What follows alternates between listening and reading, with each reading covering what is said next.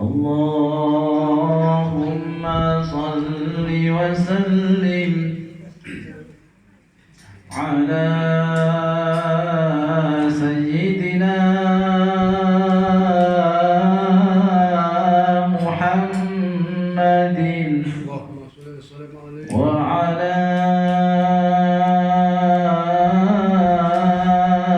آل سيدنا محمد.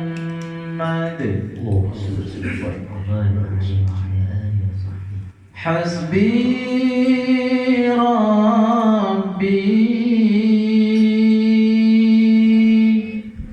جل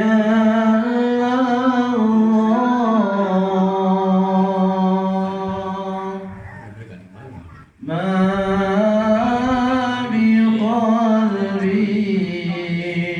غير الله.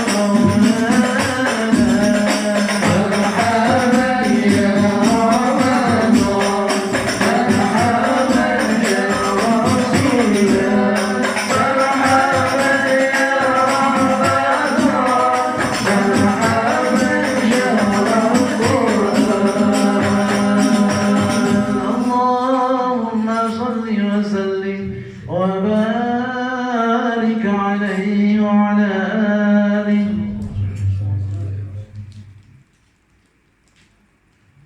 بسم الله الرحمن الرحيم. مع حضرة النبي المصطفى رسول الله صلى الله عليه وسلم الرحاب أمة وأزواجه وذريته وإخوانهم والأنبياء والمرسلين وآل كل أصحاب كل أجمعين والتابعين والتابعين لهم بإحسان إلى يوم الدين. الفاتحة. أعوذ بالله من الشيطان الرجيم. بسم الله الرحمن الرحيم. الحمد لله رب العالمين الرحمن الرحيم مالك يوم الدين. إياك نعبد وإياك نستعين الصراط المستقيم صراط الذين أنعمت عليهم غير المغضوب عليهم ولا الضالين. مثل بعض المجتهدين والمخالفين في الدين والعلماء العاملين والشهداء والصالحين والفقهاء والمحدثين والقراء والمفسرين وسادة الصوفية المحققين والأولياء الله تعالى من مشارق الأرض إلى مغربها برها وبحرها من يمينها إلى شمالها خصوصا حفظ برباني وعامل الصمد الشيخ عبد القادر الجيلاني أن الله يغفر لهم ويرحمهم ويعلي درجاتهم في الجنة ويرفعنا بصلاتهم وأنوارهم وعلومهم في الدين والدنيا والآخرة. الفاتحة. أعوذ بالله من الشيطان الرجيم. بسم الله الرحمن الرحيم. الحمد لله رب العالمين الرحمن الرحيم مالك يوم الدين. إياك نعبد وإياك نستعين اهدنا الصراط المستقيم صراط الذين أنعمت عليهم غير المغضوب عليهم ولا الضالين. آبائنا وأمهاتنا وأجدادنا وجداتنا وأخوالنا وخالتنا وأعمامنا وعماتنا ومشايخنا ومشايخ مشايخنا ومؤلف القلوب خصوصا مؤلف القلوب التي تعلمناها وعلمناها وأرواح جميع المسلمين والمسلمات والمؤمنين والمؤمنات الأحياء منهم والأموات ونخص خاصة إلى روح صاحب الوالد سيد جعفر الأنصاري وأصولهم وفرحهم أن الله يغفر لهم ويرحمهم ويعلي درجاتهم في الجنة وينفعنا بصلاتهم وأنوارهم وعلومهم في الدين والدنيا والآخرة. الفاتحة. أعوذ بالله من الشيطان الرجيم. بسم الله الرحمن الرحيم. الحمد لله رب العالمين الرحمن الرحيم مالك يوم الدين. إياك نعبد وإياك نستعين اهدنا الصراط المستقيم صراط الذين أنعمت عليهم غير المغضوب عليهم ولا الضالين. أستغفر الله العظيم لي ولوالدي ولأصحاب الحقوق الواجبة علي ولجميع المسلمين والمسلمات والمؤمنين والمؤمنات الأحياء منهم والأموات. أستغفر الله العظيم لي ولوالدي ولأصحاب الحقوق الواجبة علي ولجميع المسلمين والمسلمات والمؤمنين والمؤمنات الأحياء منهم والأموات. أستغفر الله العظيم لي ولوالدي ولأصحاب الحقوق الواجبة علي ولجميع المسلمين والمسلمات والمؤمنين والمؤمنات الأحياء منهم والأموات. يا ربي صل على محمد. يا ربي صل عليه وسلم. يا ربي صل على محمد. يا ربي صل عليه وسلم. بلغه الوسيلة. يا ربي خصه بالفضيلة. يا ربي صل على محمد. يا ربي صل عليه وسلم. يا ربي وارض عن الصحابة. يا ربي وارض عن السلالة.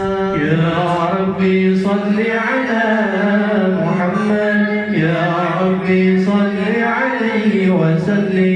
يا ربي وارض عن المشايخ. يا ربي فارحم والدينا. يا ربي صل على محمد. يا ربي صل عليه وسلم. يا ربي صل على محمد يا رب صل عليه وسلم يا رب صل على محمد يا رب صل عليه وسلم يا رب وارحمنا جميعا يا رب وارحمنا يا رب صل على محمد يا رب صل عليه وسلم يا رب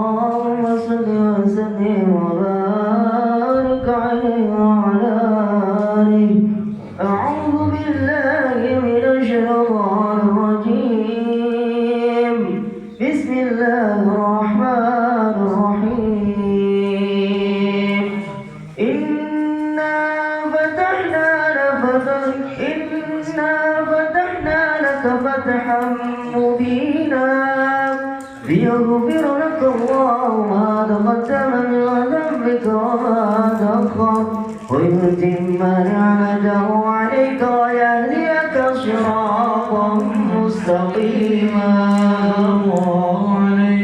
وينصرك الله نصرا عزيزا لقد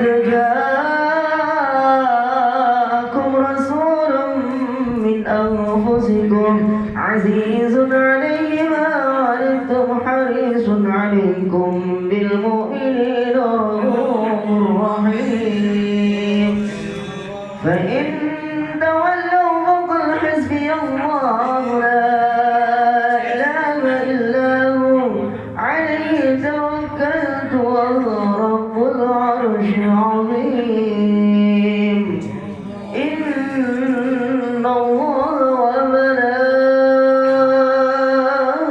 وملائكته يصلون على النبي يا أيها الذين آمنوا صلوا عليه وسلموا تسليما اللهم صل وسلم وبارك عليه يا رسول الله سلام عليك يا رفيع الشان والزرار يا رسول الله سلام عليك يا رفيع الشان والزرار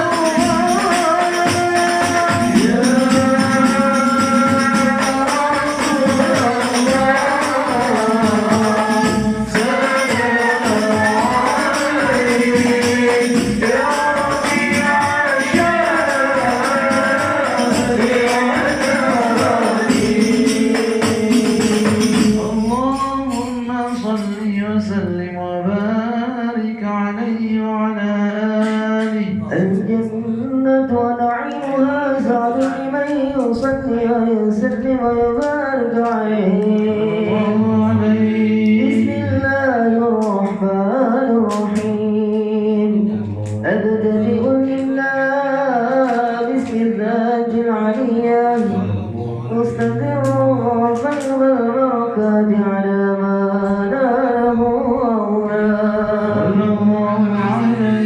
ومثني بحمد موارد سائغة هنية منقضئا من الشكر الجميل مطايا وأصلي وأسلم على النور الموصوف بالتقدم والأولية المنتقل في الغرى الكريمة والجبال وأستفتح الله تعالى رضوانا يخص العبرة الطاهرة النبوية ويعم الصحابة والأتباع ومن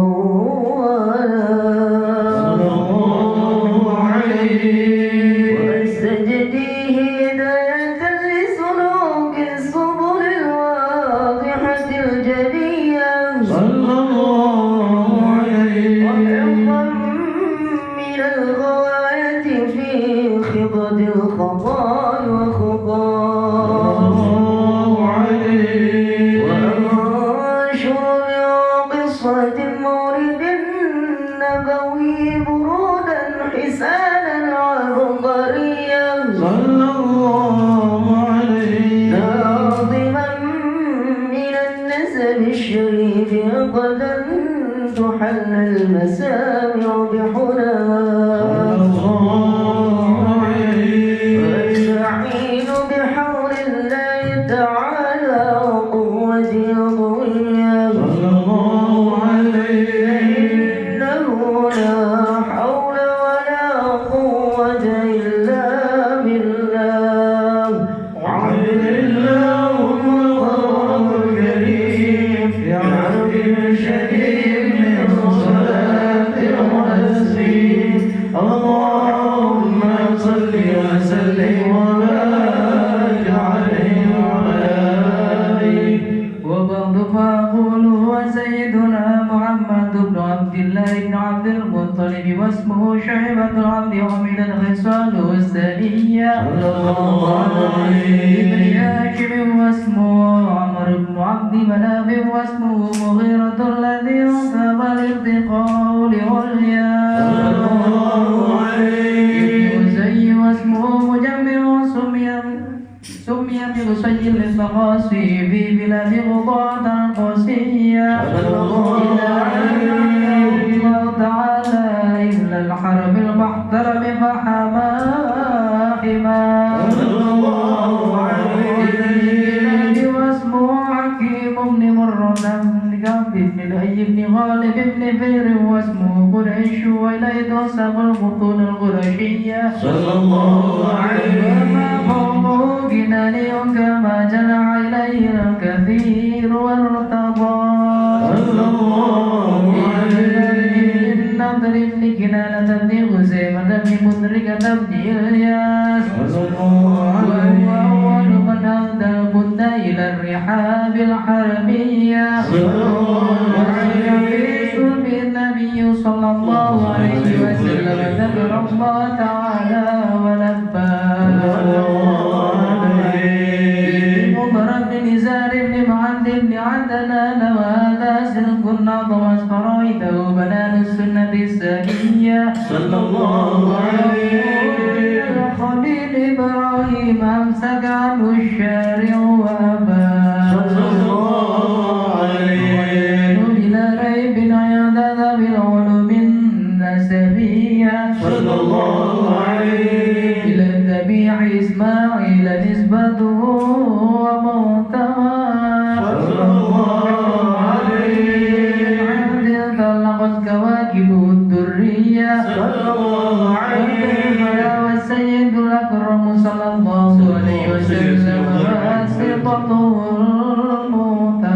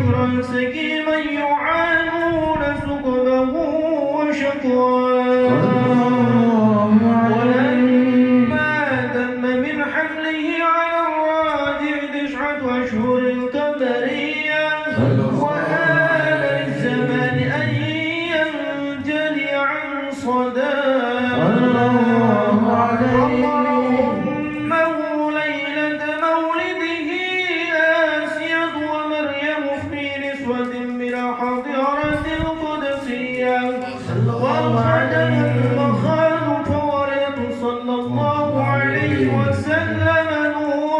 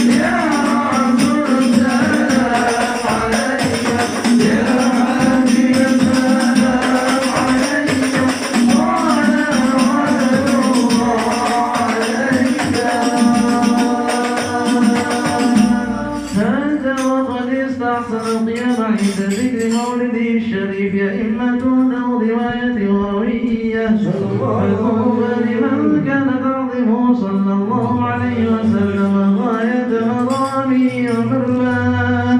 حضر اللهم قرآن الكريم على سبيل الصلاة والتسليم. اللهم صل وسلم وبارك عليه وعلى آله.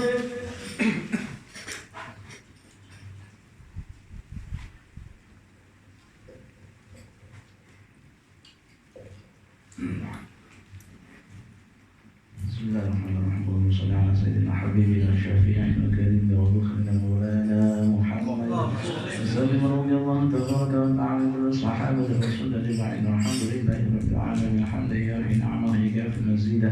يا ربنا لك الحمد كما ينبغي لجلال وجهك وعظيم سلطانك. سبحانك لا نحصي ثناء عليك أنت كما أثنيت على نفسك. فلك الحمد حتى ترضى، لك الحمد إذا رضيت، ولك الحمد بعد الرضا. جعلنا الله وإياكم ممن يستوجب شفاعته ويرجو رحمته ورأفته. اللهم بحرمة هذا النبي الكريم وآله وأصحابه السالكين على منهجه القويم اجعلنا من خيار أمتي، اجعلنا من خيار أمتي، اجعلنا من خيار أمتي، واسترنا بذات حرمته، واحشرنا غدا في زمرته، واستعمل ألسنتنا في مدحه ونصرته، وأحينا متمسكين بسنته وطاعته، وأمتنا على حبه وجماعته. اللهم أدخلنا معه الجنة فإنه أول من يدخلها، وأنزلنا معه في قصورها فإنه أول من ينزلها، وارحمنا يوم يشفع للخلائق فترحمنا. اللهم ارزقنا زيارته في كل سنة، ولا تجعلنا من الغافلين عنك ولا عنه قدر سنة. اللهم لا تجعل في مجلسنا هذا أحدا إلا غسلت بماء التوبة ذنوبه، وسترت برداء المغفرة عيوبه. اللهم إنه كان معنا في السنة الماضية إخوان منعهم القضاء عن الوصول إلى مثلها، فلا تحرمهم من ثواب هذه الساعة وفضلها. اللهم ارحمنا إذا صرنا من أصحاب القبور، ووفقنا لعمل صالح يبقى سلاه على ممر الدهور. اللهم اجعلنا لآلائك ذاكرين، ولنعمائك شاكرين، وليوم لقائك من الذاكرين، وأحينا بطاعتك مشغولين. وإذا توفيتنا فتوفنا غير مفتونين ولا مختونين، واختم لنا منك بخير أجمعين. اللهم اكفنا شر الظالمين، واجعلنا من فتنة هذه الدنيا سالمين. اللهم اجعل هذا الرسول الكريم لنا شفيعا، وارزقنا به يوم القيامة مقاما رفيعا. اللهم اسقنا من حوض نبيك محمد صلى الله عليه وسلم شربة هنيئة لا نذبه بعدها أبدا، واحشرنا تحت لوائه غدا.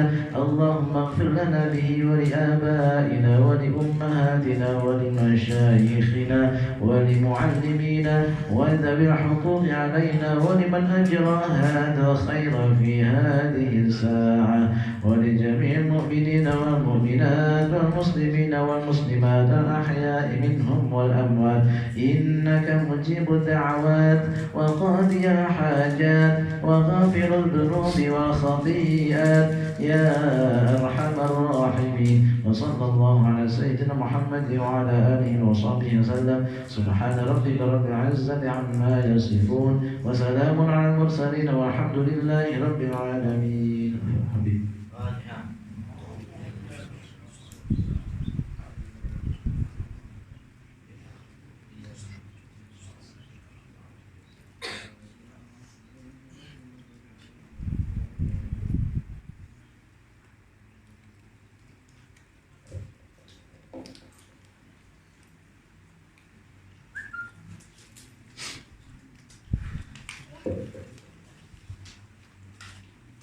Alhamdulillah, Alhamdulillahi Rabbil Alamin, wassalatu wassalamu ala ashrafil anbiya'i wa mursalin, sayyidina wa habibina wa syafi'ina wa qurrati a'yunina wa nuri qulubina Muhammad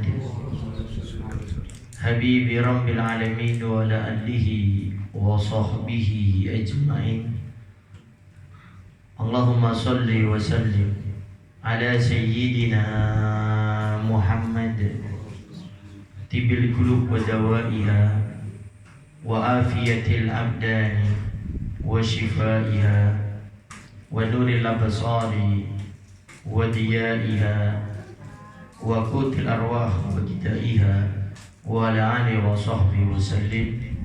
Allahumma ij'al sarirati khairan min alaniyati waj'al alaniyati salihah, amma ba'du. Al-Mukarram al-Muhtaram yang sama-sama kita muliakan dan kita hormati selalu para alim, para ulama, para asatidah, penyambung lisan sekaligus penerus perjuangan Nabi kita Muhammad sallallahu alaihi wa alihi wasallam. Ya, kita doakan selalu mudah-mudahan para ustadz, para kiai, para ulama, para habaib bidah diberikan panjang umur oleh Allah dalam keadaan sehat wal afiyah. Allah Subhanahu wa taala berikan kemudahan kepada beliau baik itu urusan dunia maupun urusan akhiratnya. Allah Subhanahu wa taala jauhkan beliau semuanya daripada fitnah yang terjadi di akhir zaman ini. Amin. Amin ya rabbal alamin. Dan juga tidak mengurangi rasa hormat kami kepada segenap sahabat-sahabat yang dimuliakan oleh Allah Subhanahu wa taala, terkhusus kepada Haji Hendri sekeluarga, wabil khusus yaitu kepada guru besar kita semua Buya Yahya, yang mudah-mudahan kita semuanya selalu diberikan kemuliaan oleh Allah Subhanahu wa taala. Alhamdulillah, pada malam kali ini kita masih dipilih oleh Allah Subhanahu wa taala untuk bisa sama-sama belajar ilmu agama, dan sekaligus ini sebagai tawakufan, yaitu berhenti sementara karena kita akan menyambut insyaallah hari Ahad yaitu bulan Ramadan, sehingga ini menjadi penutup sementara. Tapi mudah-mudahan dengan adanya tawakufan ini bukan artinya kita menjadi berhenti dengan kebaikan, tapi menghadirkan kerinduan akan kita biar bisa istiqomah belajar ilmu agama. Karena kalau kita ingin selamat hidup di akhir zaman ini, ya jangan jauh-jauh dari majelis taklim. Karena yang namanya problem permasalahan itu tidak pernah berkurang, tapi akan selalu bertambah. Karena Nabi kita Muhammad SAW sudah pernah mensabdakan dalam hadisnya, khairul qurun quruni, tsumma alladziina yalunahum, tsumma alladziina yalunahum. Sebaik zaman, kata Nabi, zamanku, dan zaman setelahku, dan zaman setelahku. Artinya zaman makin kesana itu makin rusak, makin tidak baik. Kalau zaman ini sudah makin rusak, kemudian kita jauh dari agama, jauh dari ulama, bagaimana kita bisa menyelamatkan iman dan agama kita? Tapi orang-orang yang paham masalah agama, orang yang sering hadir majelis taklim, dia belajar ilmu agama, dia akan mendengarkan bagaimana Allah Subhanahu wa taala sudah memprediksikan dan Nabi Muhammad SAW sudah memberitahu akan keadaan-keadaan yang akan datang di akhir zaman. Dan sudah banyak hadis-hadis Nabi, ayat-ayat Al-Quran yang sekarang ini sudah mulai terbukti satu persatu. Sampai dikatakan kalau itu ayat Al-Quran, hadis Nabi tidak terbukti saat ini, tunggu pada saatnya Allah akan buktikan itu semuanya. Oleh karenanya, pernah ada suatu ayat dalam Al-Quran yang mana itu ayat turunnya di kota Mekah, yang kurang lebih awqamakal berbunyi, sayulzamul jam'u wa yuwalluna dubur. Perkumpulan yang besar akan dikalahkan dengan perkumpulan yang kecil. dan perkumpulan yang besar ini akan terkalahkan dan lari terbirit-birit. Ini ayat dikatakan turunnya itu di Mekah. Dan sahabat Umar bin Khattab mengetahui ini ayat, karena Nabi sudah jelaskan. Tapi sahabat Umar bin Khattab ini berpikir keras. Perkumpulan yang besar akan dikalahkan dengan perkumpulan yang kecil. Sahabat Umar tahu perkumpulan yang besar itu siapa? Ya orang kafir Quraisy ini. Perkumpulan yang kecil itu siapa? Ya kaum muslimin, tidak ada lagi. Tapi sahabat Umar bin Khattab ini bingung. Apa iya perkumpulan yang besar ini akan dikalahkan dengan perkumpulan yang kecil? Bagaimana bisa terjadi? Kaum muslimin jumlahnya sedikit, dari segi pasukan, dari segi senjata, dari segi strategi perang, semua segi. Tapi ayat Al-Quran ini gak mungkin salah. Sehingga Nabi SAW hijrah ke kota Madinah. Tidak lama dari hijrah Nabi, tidak bisa dielakkan terjadi perang yang dinamakan Ghazwatul Badar. Perang Badar itu terjadi. Kemudian di sana sahabat Umar bin Khattab menyaksikan bagaimana kaum muslimin, ya dalam kitab Sirah Ibnu Hisam dijelaskan kaum muslimin itu jumlahnya 313 melawan 1000. 313 ini yang punya senjata cuma 70 orang, yang pakai kuda cuma 2 orang, tapi bisa mengalahkan orang kafir Quraisy yang jumlahnya 1000, senjatanya komplit, kendaraannya komplit, perbekalannya komplit, tapi bisa dipukul mundur oleh kaum muslimin. Bahkan mereka sampai lari terbirit-birit. Setelah selesai peperangan, sahabat Umar bin Khattab muncul seraya berkata, aku yakin sekarang itu ayat turunnya di kota Mekah, tapi kejadiannya di kota Madinah. Sama. Saat ini kita mungkin pernah mendengarkan beberapa ayat Al-Quran, beberapa hadis-hadis Nabi Muhammad SAW yang dijelaskan oleh ustadz-ustadz kita, kiai-kiai kita, ulama-ulama kita, habaib kita, yang menurut kita apa iya terjadi? Ternyata hari-hari ini sudah Allah buktikan.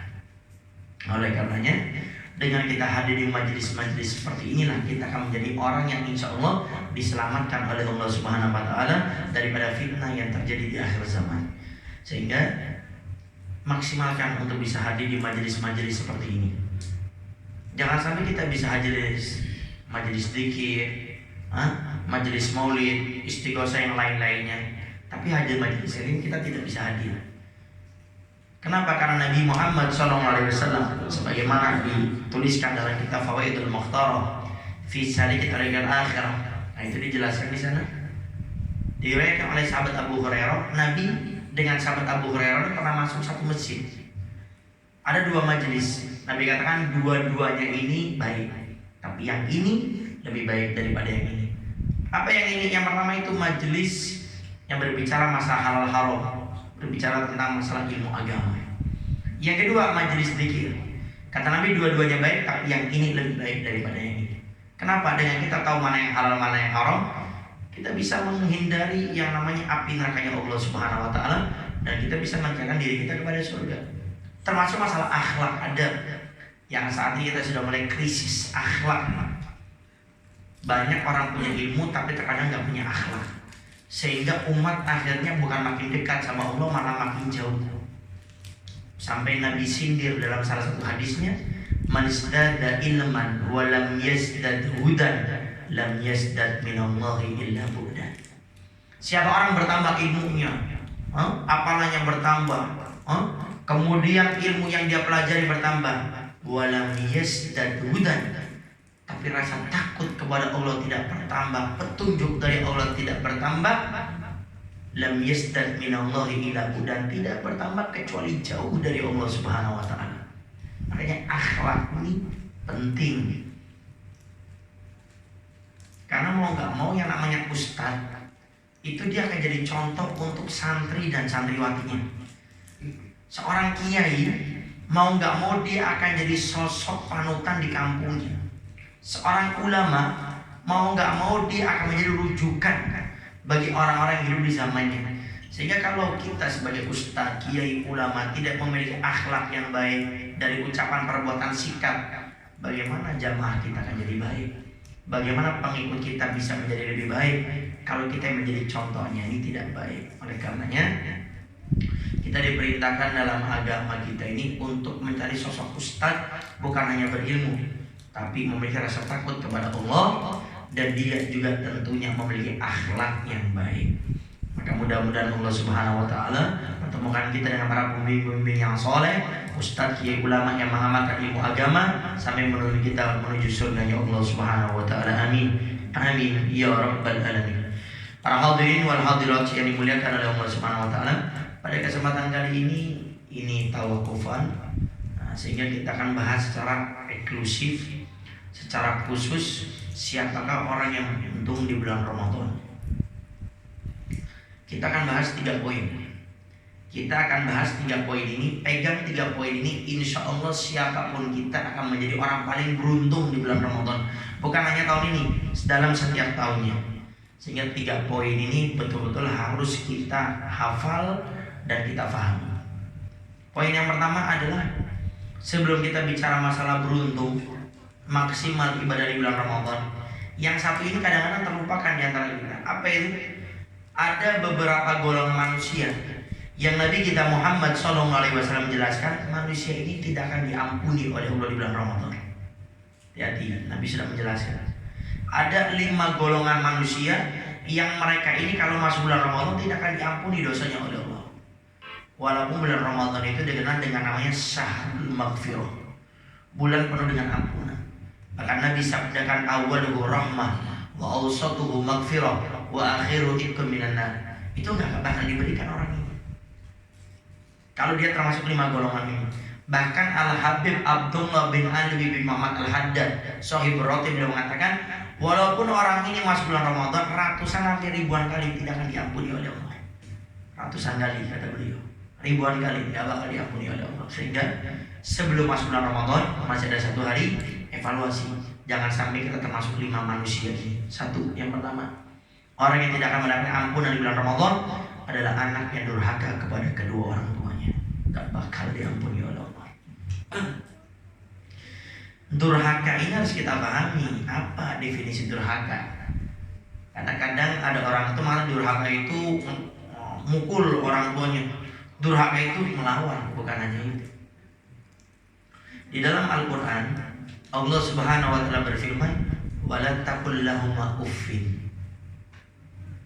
Jangan kamu sesekali mengatakan sama kedua orang tuamu. Dimintain tolong diminta tolong Itu kata Allah sudah termasuk durhaka. Sehingga sebagian mendefinisikan durhaka sama orang tua itu adalah menyakiti hati orang tua kita, baik dengan lisannya, dengan perbuatannya, atau dengan sikapnya. Ini namanya durhaka. Menyakiti dengan lisan, perbuatan, ataupun sikap. Ini durhaka. Allah saja katakan jangan engkau katakan tidak boleh durhaka sama orang tua. Nah, sekarang kita lihat kehidupan kita hari ini sama orang tua bagaimana? Di saat orang tua minta tolong, di saat orang tua membutuhkan kita, apa yang kita lakukan? Kalau kita termasuk orang-orang yang mengatakan yang disuruh nggak mau memperlambat, kita masuk durhaka. Ditakutkan masuk bulan Ramadan kita tidak akan diampuni dosa kita oleh Allah Subhanahu wa Ta'ala. Hati-hati. Orang tua kita ini sangat spesial di hadapan Allah. Sampai Allah pernah mensabdakan, ini hadis menunjukkan begitu spesialnya, begitu luar biasanya posisi orang tua di hadapan Allah Subhanahu wa Ta'ala. Sangat luar biasa. Apa Nabi sabdakan?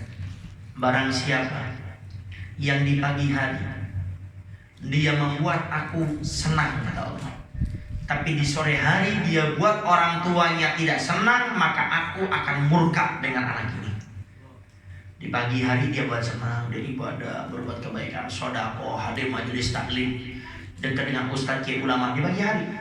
Tapi di sore hari dia buat orang tuanya itu nggak senang, baik dengan lisan, perbuatan, ataupun sikapnya. Kata Allah, aku benci, murka dengan anak tersebut. Dan barang siapa ya di pagi hari dia buat aku murka, kata Allah, dia buat aku murka, dia nggak sholat, dia nggak puasa, dia melakukan sesuatu yang dilanggar. Tetapi di sore hari dia buat orang tuanya gembira, dia buat orang tuanya senang, maka aku ridho dengan anak tersebut, kata Allah. Allah memberikan ridhonya, murkanya tergantung sama orang tua. Padahal yang punya surga itu siapa? Allah. Yang punya neraka itu siapa? Allah. Tapi murkanya Allah, ridhonya Allah digantungkan dengan murka dan ridho kedua orang tua kita. Jadi jangan main-main. Ustaz, bagaimana biar saya baik sama orang tua? Jangan anggap orang tuamu seperti temanmu. Ada sebagian anak ini subhanallah, sama ustaz bisa hormat loh ya, sama kiai, sama ulama, sama habib itu bisa cium tangan, kalau datang dia berdiri memuliakan, tapi sama orang tuanya tidak. Ini aneh bin ajaib ini. Kenapa? Surga dan neraka anak itu tergantung sama kedua orang tuanya, bukan ustaz, bukan kiai, bukan ulama. Boleh kita menghormati ustaz, kiai, ulama itu keharusan, tapi jangan sampai dengan orang tua tidak. Habib Salim bin Abdullah Asy'ari. Nah ini yang kedua. Beliau ini dapat julukan Sultanul Ilim, rajanya orang alim di zamannya. Apa kata beliau? Beliau mengatakan doanya orang tua satu mengalahkan dengan doanya 1000 seorang wali. Doanya satu saja orang tua kita ini mengalahkan doanya 1000 wali. Artinya orang tua kita ini jauh luar biasa. Artinya pulang dari tempat ini perbaiki hubungan kita sama orang tua. Hati-hati.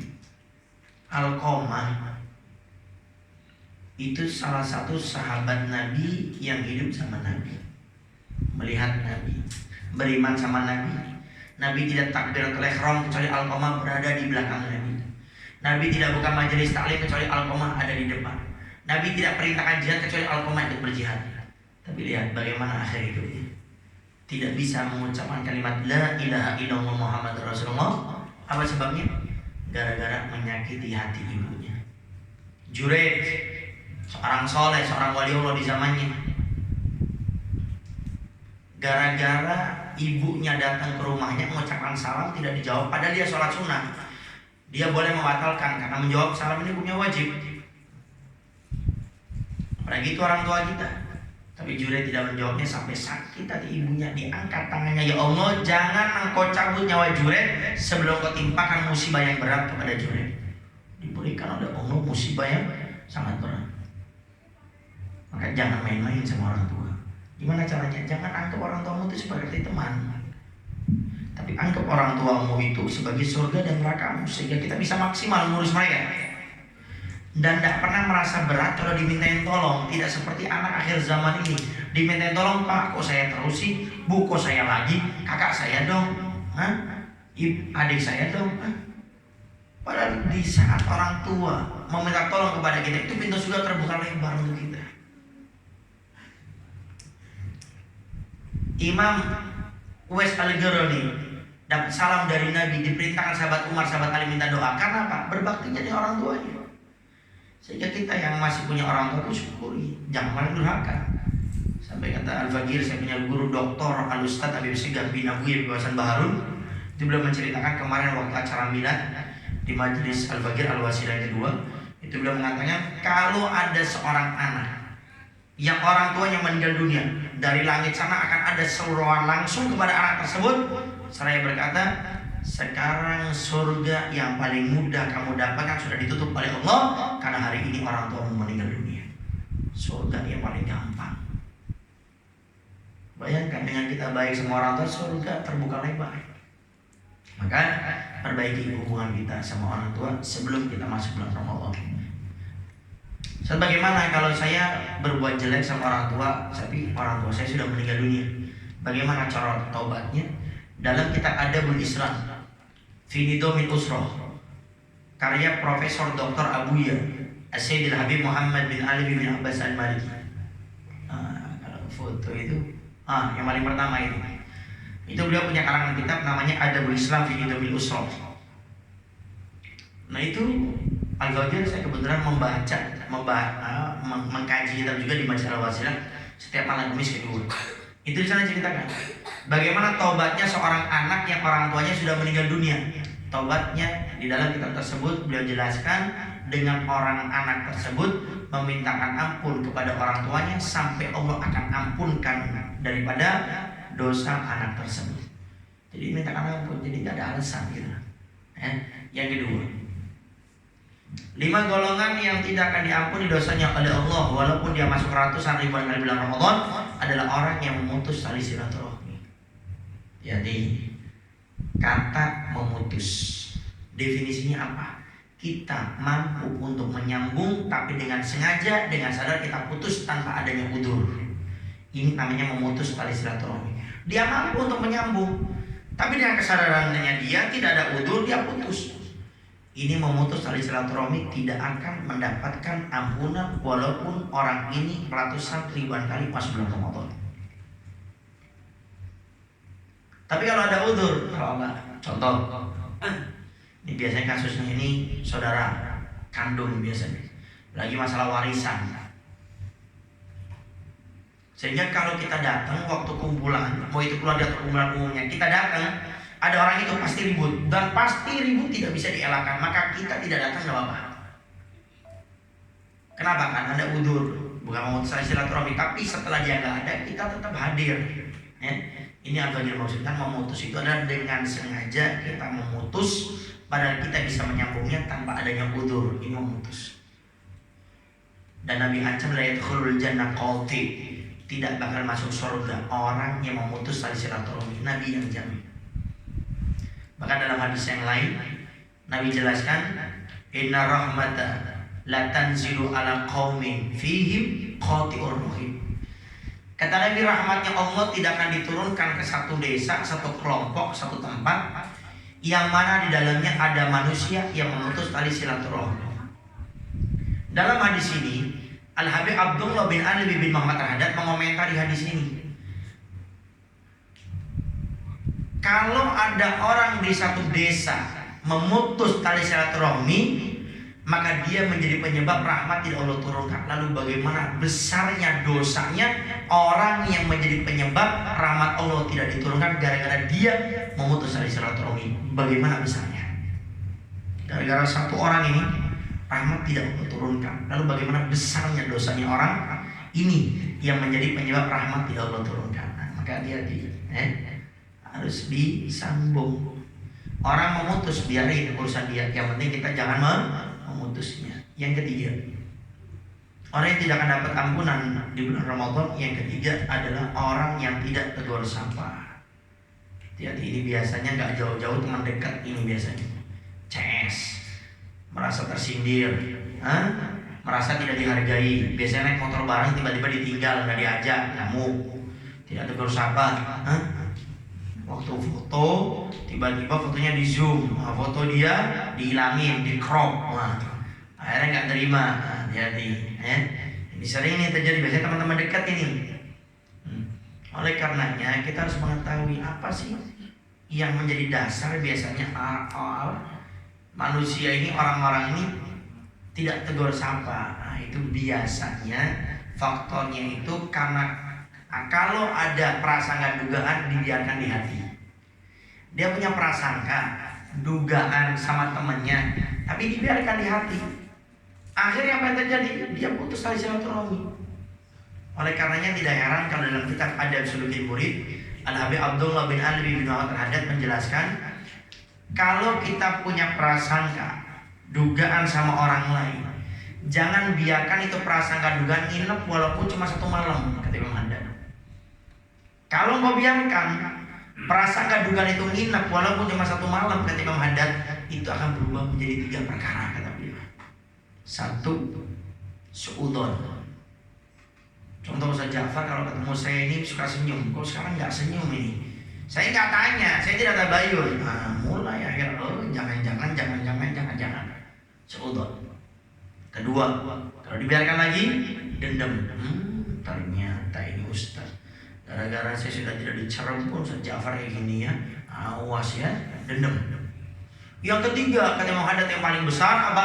Putus tali silaturahmi, biarin saya ke Cirebon, gak bakal ke rumahnya dia. Ini faktornya biasanya karena ada prasangka dugaan yang tidak disampaikan. Makanya saya tanya, Ustaz kenapa tuh gak senyum sama saya? Lagi saya gigi kan selesai. Jadi jangan suka kita ini menyimpan prasangka dugaan, sampaikan. Walaupun mungkin agak pahit, takut tersinggung, yang penting menyampaikannya yang baik gitu. Kalau sudah disampaikan dengan baik dia yang tersinggung, ya urusan dia. Ya. Nah ini yang ketiga ya, tidak tegur sapa. Bahkan kata Nabi, kalau ada orang tidak tegur sapa sampai 3 hari, lalu meninggal kedua-duanya atau salah satunya, maka akan dimasukkan neraka oleh Allah Subhanahu wa taala. Yang keempat, orang yang tidak akan diampuni oleh Allah Subhanahu wa taala adalah orang yang suka meminum minuman keras atau mengkonsumsi narkoba dan lain-lainnya. Tidak akan diampuni oleh Allah. Kenapa? Mengkonsumsi minuman keras atau seperti narkoba yang lainnya itu menghilangkan akal. Dan akal ini adalah salah satu yang wajib dijaga. Salah satu yang wajib dijaga itu adalah namanya akal. Maka tidak heran kalau sebagian para ulama mengatakan dosa meminum minuman keras lebih besar dosanya daripada berzina dan membunuh orang. Kenapa? Orang membunuh akalnya masih jalan, orang berzina akalnya masih jalan. Tapi coba orang yang minum keras, akalnya sudah tidak bisa digunakan.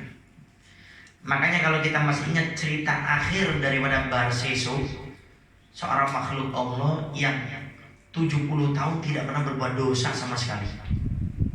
Setiap malamnya sholat sunnahnya 1000 rakaat. Muridnya banyak, bahkan bisa terbang. Tapi akhir hidupnya bagaimana? Murtad, keluar daripada agama Islam. Apa asal muasalnya?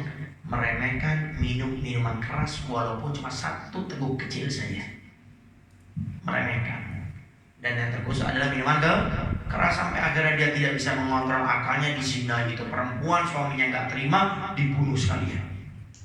Itu gara-gara akal, sampai akhirnya dia murtad. Akhir ceritanya. Maka tinggalkan minuman keras. Dan biasanya faktor besar orang suka minuman keras itu bukan karena pingin, karena lingkungan. Coba-coba ditawarin. Makanya kalau kita punya teman-teman yang tidak baik, lebih baik jauhi. Kecuali kita bisa ngajak mereka jadi baik, tidak apa-apa. Kalau nggak, jauhi. Bukan memutus tali silaturahmi, tapi ini dalam agama agar kita tidak terpengaruh dengan mereka. Oleh karenanya Nabi Muhammad SAW bersabdakan, al-mar'u ala dini khalili. Seseorang itu agamanya tergantung temannya. Jangankan karakter, agama yang menjadikan tolak ukur orang itu masuk surga itu tergantung dengan temannya. Maka masalah pilih-pilih teman ini harus. Makanya Imam Ghazali radhiyallahu anhu beliau mengatakan kita boleh duduk dengan teman-teman yang tidak baik dengan syarat 2 perkara. Nah, kalau 2 ini terpenuhi, boleh kita duduk dengan teman-teman yang baik. 1, kita yakin tidak akan terpengaruh dengan mereka. Yakin tidak akan terpengaruh, boleh. Tapi syarat yang kedua, penuhi juga. Apa itu? Kita bisa narik mereka jadi baik. Kadang kita yakin tidak terpengaruh, tapi kita nggak bisa narik lebih baik, nggak usah. Takutnya kita malah akan tertarik dengan mereka. Yang kelima, yang terakhir adalah orang tersebut, mereka ini adalah seorang istri yang durhaka kepada suaminya.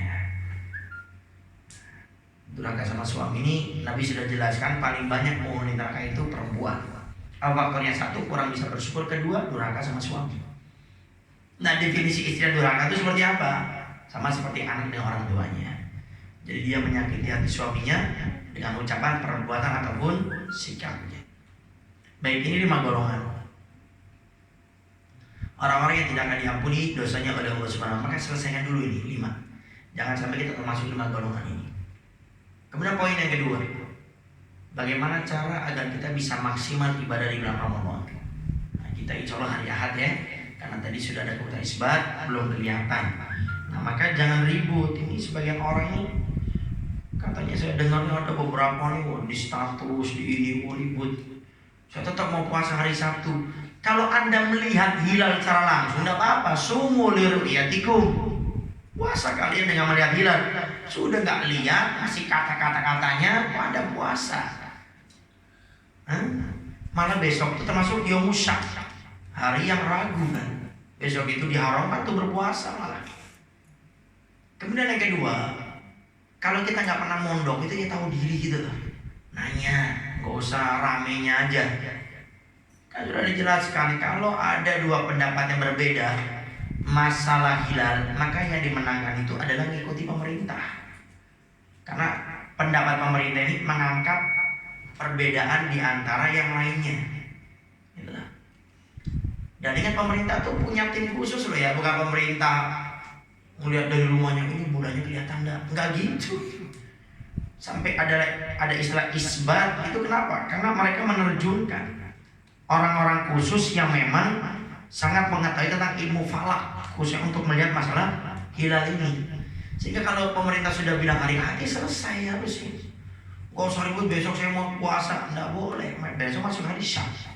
Kecuali sekali lagi kita melihat dengan jelas si bulan ini. Melihat ente, belajar ilmu agama ente, melihat bulan enggak, belajar ilmu agama enggak, ramenya aja.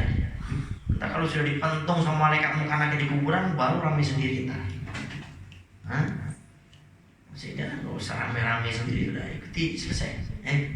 Bagaimana agar kita bisa maksimal ibadah di bulan Ramadan? Ini penting ya, biar kita ini betul-betul mendapatkan hadis Nabi, awaluhu rahmah, pertamanya dapat rahmat, wa awsatuhu maghfirah, pertengahannya dapat ampunan, wa akhiruhu itqu minan nar, akhirnya dapat pembebasan api neraka. Sehingga kita harus maksimal. Sekarang bagaimana Ustadz agar kita bisa maksimal ibadah di bulan Ramadan? Pertama caranya adalah dengan kita mengawali ibadah yang maksimal di bulan Sya'ban. Sya'ban itu harus curi setar. Makanya kalau kita lihat beberapa hadis yang Nabi jelaskan tentang bulan Sya'ban, Nabi sampai dikatakan Nabi tidak pernah berpuasa sunnah lebih banyak melebihi bulan Sya'ban. Kenapa Nabi berpuasa sangat banyak sekali bulan Sya'ban? Nabi jelaskan karena bulan Sya'ban bulan di mana umatku lalai dengan bulan tersebut karena diapit dengan 2 bulan yang istimewa. Bulan sebelumnya Rajab, bulan setelahnya Ramadan. Sehingga Nabi menjadi contoh. Nabi hampir sempurna di bulan Sya'ban itu, hampir sempurna 1 bulan full.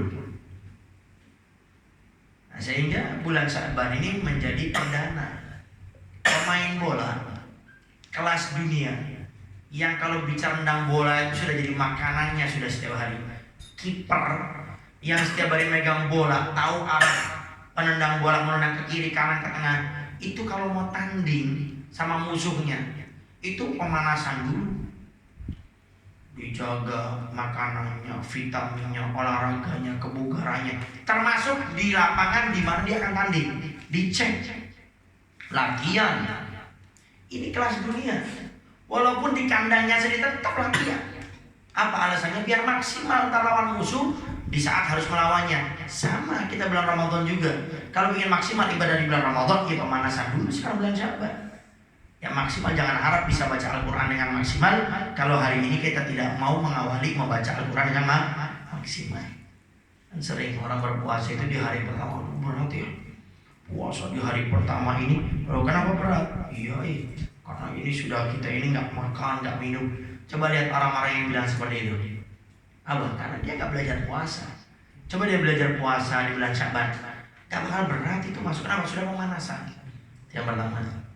Yang kedua, kalau kita ingin maksimal ibadah di bulan Ramadan adalah dengan kita mengingat keutamaan di bulan Ramadan tersebut. Apa sih yang ada di bulan Ramadan? Sehingga dengan kita mengingat apa yang ada di bulan Ramadan, insya Allah kita ibadahnya akan maksimal. Seorang bapak dia kerja dari rumahnya ke tempat kerja itu 1 jam. Bapak ini harus masuk jam 6, sehingga jam 5 dia harus berangkat. Kadang jam 5 kurang seperempat sudah berangkat, takut macet. Anaknya nggak sempat dia ketemu, istrinya juga cuma saat dia ketemu langsung berangkat. Kenapa? Karena dia tahu kalau saya masuknya tepat waktu, saya akhir bulan akan dapat gaji. Sehingga dia rela tinggalkan itu istri dan anak-anaknya. Sama, kalau kita ingin maksimal ibadah di bulan Ramadan, ketahui apa sih yang saya dapat kalau saya maksimal ibadah di bulan Ramadan. Makanya dan diantaranya Nabi menjelaskan, orang yang berpuasa di bulan Ramadan, orang yang melakukan ibadah di bulan Ramadan, ibadah sunnah, pahalanya akan dilipat gandakan oleh Allah menjadi ibadah wajib. Dan ibadah wajib akan dilipat gandakan oleh Allah menjadi 70 kali lipat, dan itu cuma ada di bulan Ramadan. Coba bayangkan. Ini yang kadang perlu kita ingatkan. Sunnah dengan wajib itu bukan seperti anak SD naik anak SMP, bukan. Sunnah dengan wajib itu bedanya sangat jauh sekali. Sampai kalau kita masih ingat, kalau orang punya utang sholat fardu, dia mengerjakan sholat sunnah tidak sah, tidak dapat pahala. Kenapa? Dia punya utang fardu. Saking dia ditekankan untuk menyelesaikan yang fardunya dulu. Orang punya utang, sedekah, tidak boleh. Kecuali dia yakin bisa bayar utang kalau jatuh tempo, maka tidak apa-apa. Artinya ini wajib ini kelasnya sangat jauh dengan sunnah. Sehingga orang-orang yang mengetahui keutamaan bulan Ramadan, dia tidak akan melewatkan sholat-sholat sunnah. Tidak bakal. Qobliyah ba'diyah dia tidak bakal tinggalkan. Duha, tarawih, tidak. Kenapa? Karena dia tahu ini pahalanya sangat luar biasa. 1 detik kita keluar dari bulan Ramadan, masuk maghrib 1 Syawal, semua itu dihabiskan oleh Allah, ditiadakan oleh Allah. Makanya Al-Habib Abdullah bin Husain bin Thohir, beliau ini kalau sudah masuk bulan Ramadan, dipanggil semua anaknya, cucunya, keluarganya dipanggil. Kemari. Siapa di antara kalian yang ingin menjual waktunya, saya beli waktunya. Karena mungkin. Tapi itu sebagai bentuk bagaimana beliau ini butuh waktu. Beliau punya waktu sehari 24 jam, semuanya digunakan ibadah. Masih merasa kurang. Kenapa? Karena Ramadan ini spesial. Ya? Karena orang yang bisa menspesialkan bulan Ramadan adalah orang yang menganggap bulan Ramadan ini bulan yang spesial. Tapi orang tidak akan bisa maksimal ibadah di bulan Ramadan kalau dia tidak menganggap bulan Ramadan ini bulan yang spesial. Bagaimana cara ingat keutamaannya? Yang selanjutnya, kalau kita ingin maksimal ibadah di bulan Ramadan,